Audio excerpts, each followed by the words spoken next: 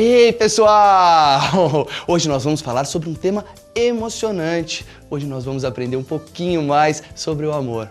Vocês gostaram, né? Então, vem comigo. Certa vez, um jovem amigo do professor Romanov, o Davi, de 25 anos, o procurou para contar-lhe um problema que o deixava muito inquieto. Disse que estava apaixonado por uma pessoa que não conhecia. Mas como isso é possível? Davi respondeu que estava apaixonado por uma pessoa com quem conversava pela internet. Pensava o dia todo nela, mas tinha medo de que ela não estivesse apaixonada por ele. Romanov coçou a cabeça, franziu a testa e ficou prestando atenção enquanto Davi ia contando como se encontrou com essa pessoa pela internet, em uma sala de bate-papo, é claro, e como passaram a se encontrar virtualmente todos os dias, aliás, várias vezes ao dia. Conversavam um bom tempo. Quando Davi se despediu do professor, Romanov ficou intrigado. Será que meus alunos também estão passando por uma situação assim? Na semana seguinte, após dar sua aula sobre trajetória dos objetos e força gravitacional, o professor Romanov resolveu falar com os alunos sobre outra trajetória e sobre outra força, a da emoção. Mais especificamente, a força da paixão. Para isso, fez um pedido que pegou a classe de surpresa.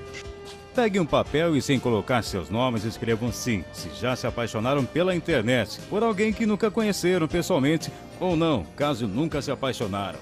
A turma ficou num estado de euforia. Alguns começaram a pensar, onde é que o professor Romanov quer chegar dessa vez?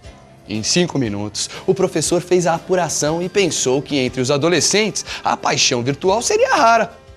Mas ficou pasmo.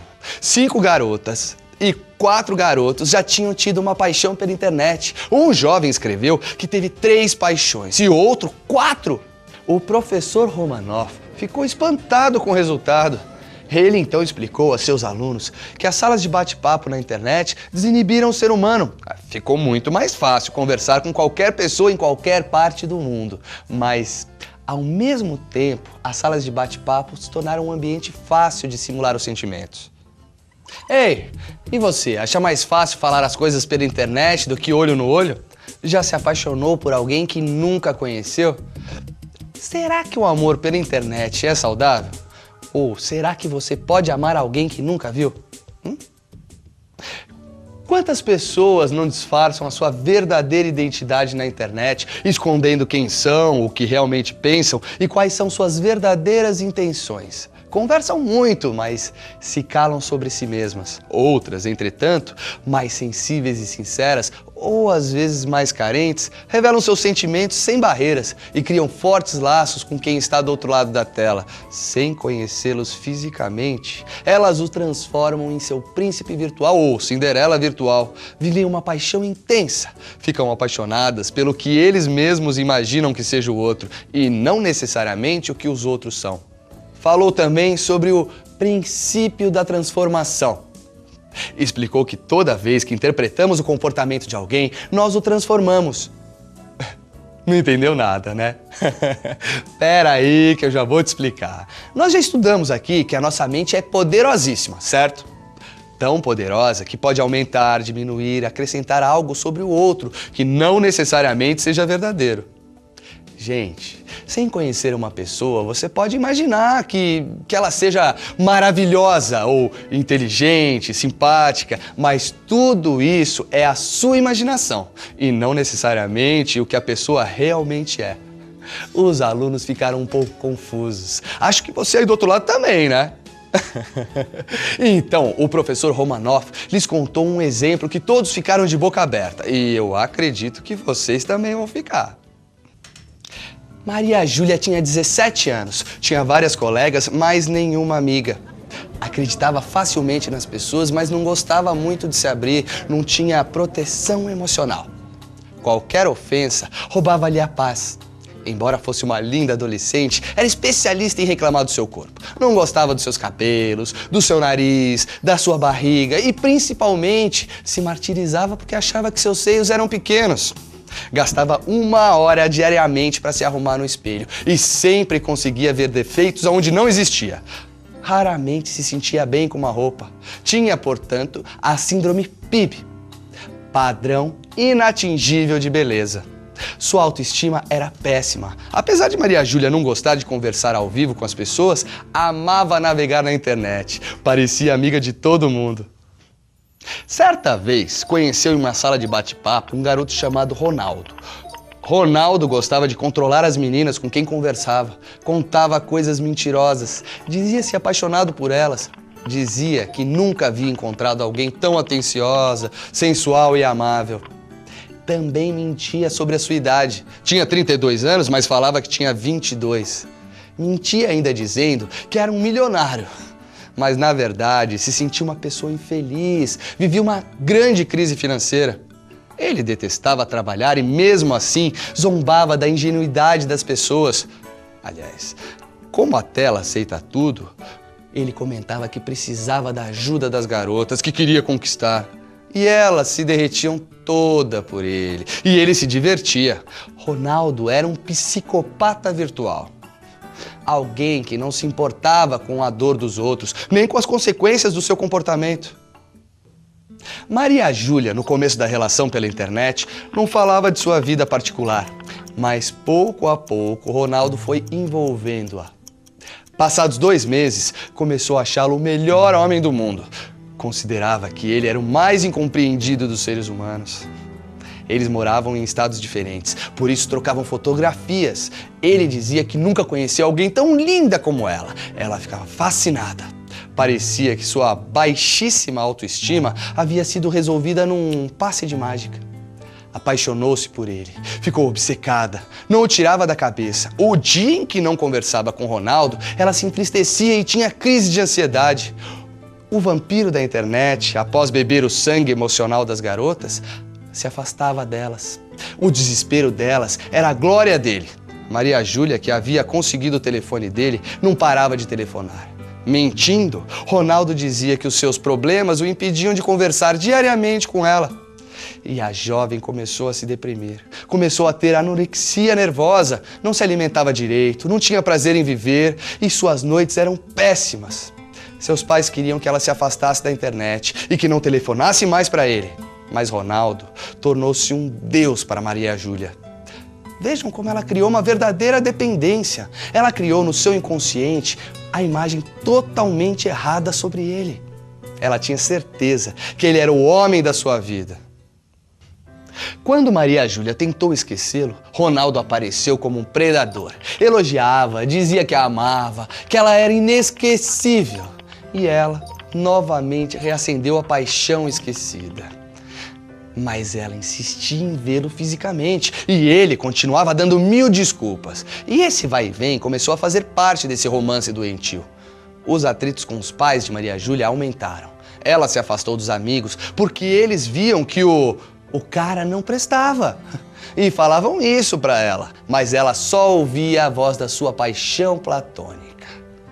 A angústia a dominou de tal forma que certa vez, pensando em morrer, tomou uma cartela de comprimidos e foi levada ao pronto-socorro.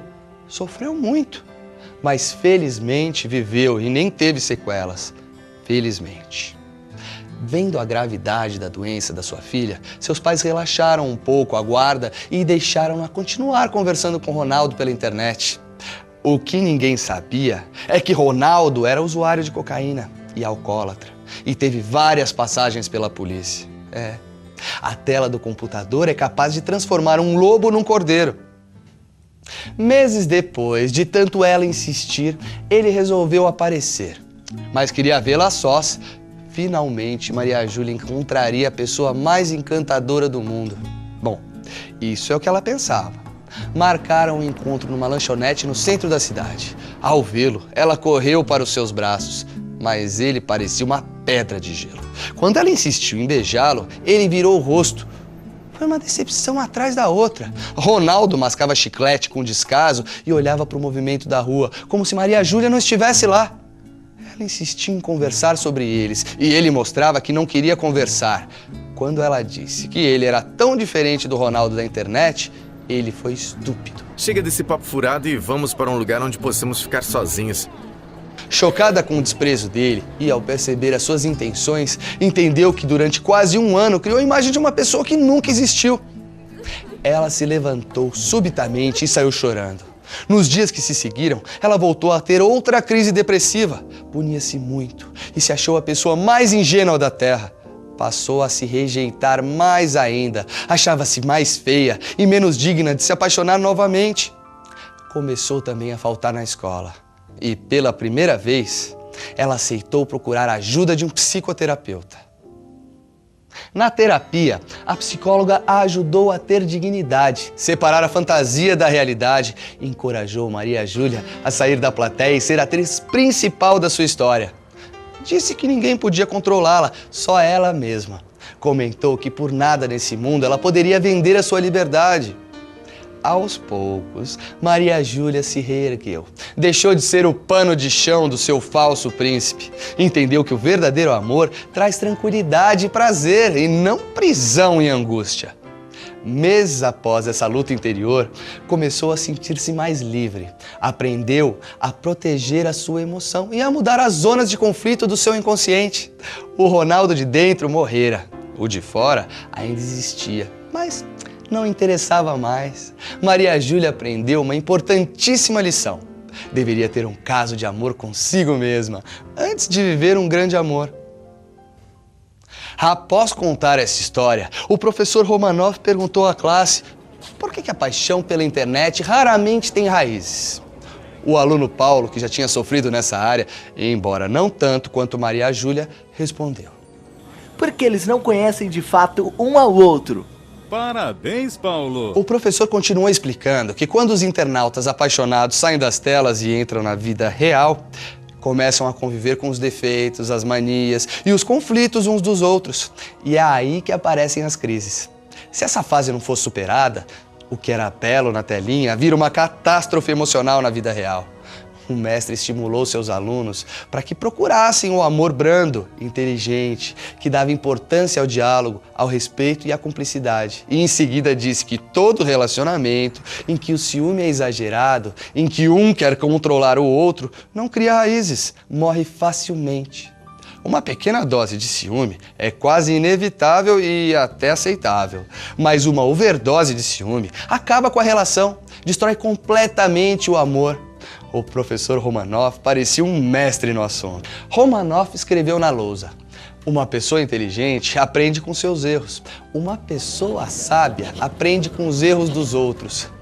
Jovens brilhantes são grandes observadores. Aprendem com suas dificuldades, mas principalmente com o sofrimento dos outros. Pessoal, não esperem errar muito para aprender grandes lições. Falhar nessa área sempre causa muita dor. O aluno gigante estava intrigado por isso. Perguntou ao professor como ele conhecia tão bem essa área. O professor respondeu honestamente: porque fui uma pessoa inteligente, mas não sábia. Não observei o erro dos outros. Tive de aprender com os meus erros. Atravessei crises em meus relacionamentos e, como ninguém me orientou, tive de aprender sozinho a atravessar as minhas dificuldades.